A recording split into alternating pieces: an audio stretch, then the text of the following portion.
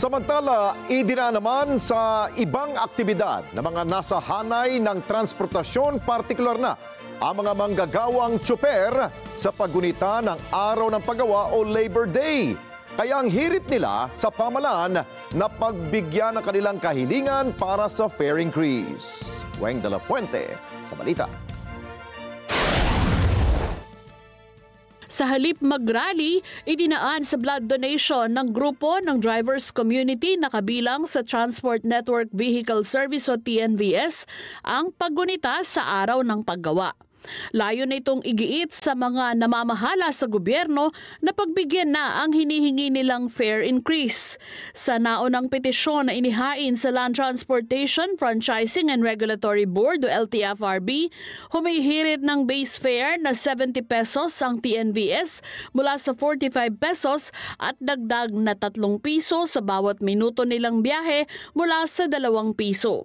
Sinabi ni Liza Redulla, chairman ng TNVS Community Leaders Council at kinatawan sa TNVS Community Philippines na layon ng aktibidad na magkaroon ng iba pang kahulugan ang drivers community.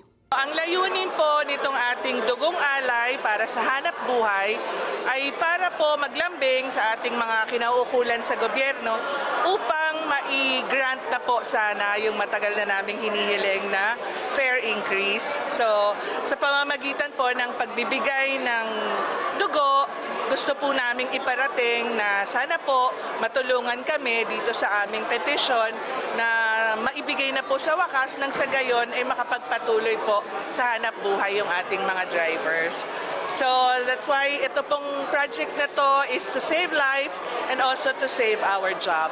Isinagawa ng grupong aktibidad sa Pasig Rainforest Park na nilahukan ng nasa 120 TNVS drivers.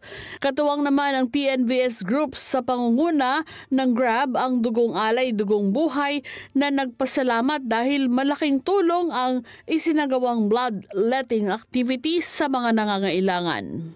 Lubos po ako nagpapasalamat sa kanila sa tiwala na binigay nila sa Dugong Alay, Dugong Buhay upang maisakatuparan po itong blood donation drive na ito.